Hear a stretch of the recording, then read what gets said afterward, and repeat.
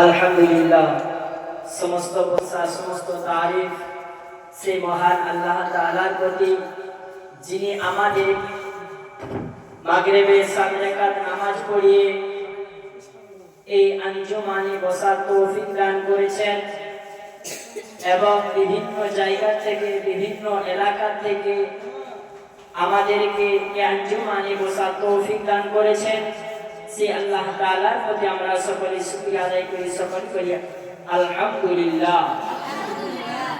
তারপরে পরে জানাই সেই বিশ্ব নবী বিশ্বকবি মা আমিনার লাল মরুদুলাল, যেনাকে না সৃষ্টি করলে সারা কুল কায়নাত সৃষ্টি করতো না, সেই এতিম নবী মুহাম্মদ রাসূলুল্লাহ সাল্লাল্লাহু আলাইহি ওয়াসাল্লামের প্রতি আমরা সকলে অন্তর থেকে দরুদ পড়ি, সকলে বলি সাল্লাল্লাহু আলাইহি ওয়াসাল্লাম। আমার আপনার নবী জনাবে মুহাম্মদ রাসূলুল্লাহ সাল্লাল্লাহু আলাইহি ওয়াসাল্লাম একজন ইহুদির কাছে যায়। ইহুদির কাছে যে বলে, ইহুদি ভাই, আমাকে কিছু টাকা দাও, আমাকে কিছু টাকা দাও, আমার যে সাহাবারা যুদ্ধের ময়দানে যে শহীদ হয়ে গেছে, সেই সাহাবাদের বাড়ির মধ্যে আমি খাবার পৌঁছে দিয়ে আসবো। যে আমার সাহাবারা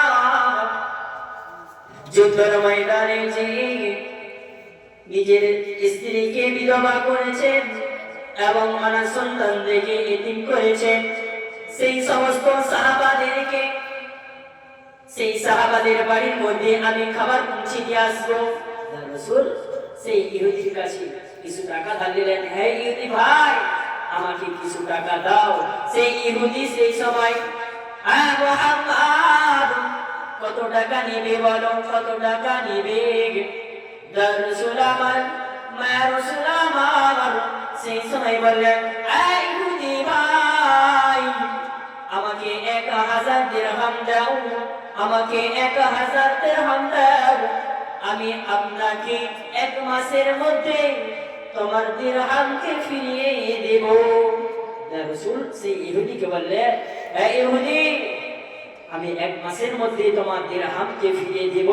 সেই ইহুদি তার রাসূলকে অপমান করার জন্য হাসতে হাসতে রাসূলকে 1000 দিরহাম দিয়ে দিলেন। রাসূল সেই দিরহাম নিয়ে যখন ওই সমস্ত সাহাবাদের বাড়ির মধ্যে পৌঁছে দিলেন, হে সাহাবারা, যে সাহাবারা যুদ্ধের ময়দানে যে শহীদ হয়ে গেছে, তাদের বাড়ির মধ্যে যখন খাবার কিনে পৌঁছে দিলেন, রাসূল আমার একদিন যায়, দুদিন যায়, 3 দিনের দিনে রাসূল জানাজা করে যখন ফিরে আসে, ওই ইহুদি রাসূলকে ঘিরেছে, মুহাম্মদ, আমার টাকা ফিরিয়ে দাও।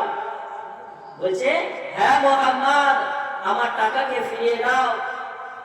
মায়া রাসূল আমার সেই সময় বললেন, ইহুদি ভাই, ইহুদি ভাই, তোমাকে যে বলেছি আমি 1 মাসের মধ্যে তোমার টাকা আমি ফিরিয়ে দেব, তোমার টাকা আমি ফিরিয়ে দেব।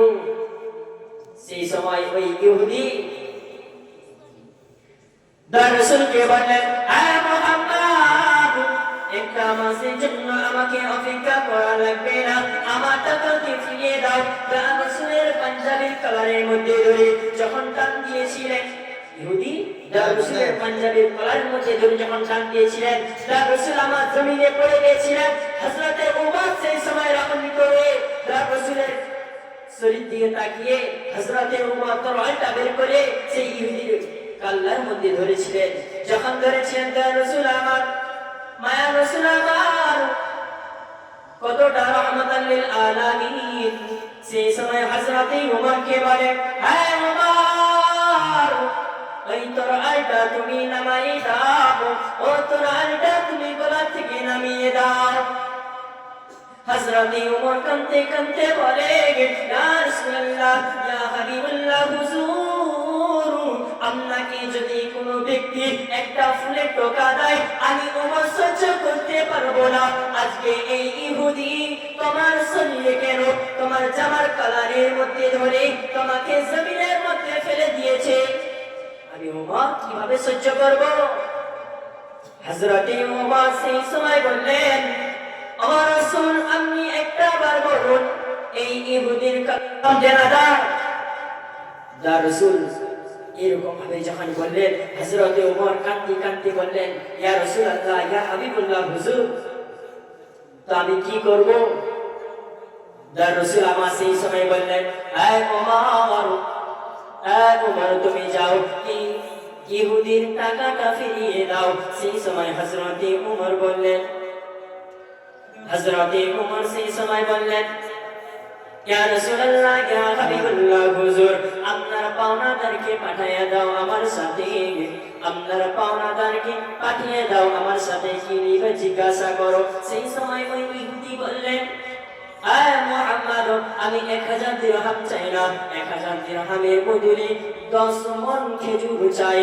হযরতে ওমর সেই সময় ওই ইহুদিকে বললেন, এই ইহুদি ভাই, চলো চলো আমার সাথে চলো, আমার সাথে চলো আমার বাড়ির মধ্যে। হযরতে ওমর সেই সময় ওই ইহুদিকে নিয়ে বাড়ির মধ্যে একটা গোডাউনের মধ্যে ঢুকিয়ে দিলেন। ওই গোডাউনের মধ্যে যত খেজুর লাগে নাও, এই গোডাউনের মধ্যে যত খেজুর লাগে নাও। হযরতে ওমর ওই ইহুদিকে গোডাউনের মধ্যে ছেড়ে দিয়ে যখন বাড়ির মধ্যে চলে গেলেন, হযরতে ওমর বাড়ির মধ্যে চলে যাওয়ার পর ওই ইহুদি খেজুর নিয়ে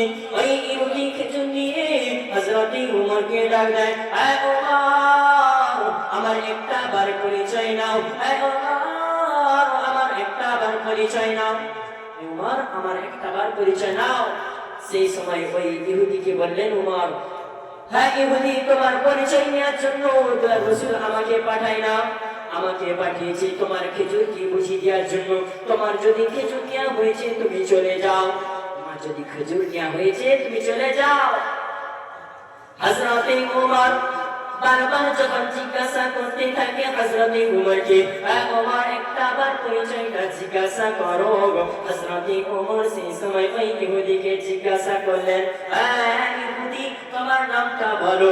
যখনই ওই ইহুদি নামটা বললেন, আমার নাম হলো যায়েদ। হযরতে ওমর রাগান্বিত হয়ে বললেন, তুমি কি সেই যায়েদ ইহুদিদের মধ্যে যে পুরাই তাওরাতটাকে আসমানি কিতাব তাওরাতটাকে মুখস্থ করেছো? বলছে, হ্যাঁ আমি সেই ইহুদি, সেই ইহুদি যায়েদ আমি। হযরতে ওমর সেই সময় কাঁদতে কাঁদতে বললেন, যায়েদ, তুমি তো সবই জানো শ্রেষ্ঠ নবী একটা আসবে, তার নাম হবে মুহাম্মদ, তিনি হবেন আব্দুল্লাহর সন্তান। আর এই দয়ার রাসূলের সাথে এমনি ভাবে কেন তুমি ব্যবহার করলে? হযরতে ওমর সেই সময় রাগান্বিত হয়ে যখন এরকম ভাবে বলতে থাকে, হযরতে ওমর সেই সময় ওই যায়েদ বললেন, ভাই চলো নিয়ে চলো, আমি ওই মুহাম্মদকে পরীক্ষা করার জন্য এই ব্যবহারটা করেছিলাম।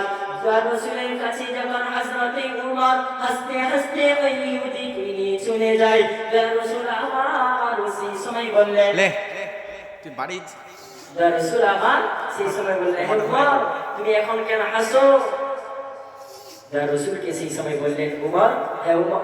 রাসূলকে যখন হযরতে ওমর বললেন, ইয়া রাসূলুল্লাহ, ইয়া হাবিবুল্লাহ, হুজুর এই ইহুদি তোমার হাত ধরে কলমা পড়ে মুসলমান হয়ে যাবে। এই বলে আমার বক্তব্য শেষ করলাম। আলহামদুলিল্লাহি রাব্বিল আলামিন।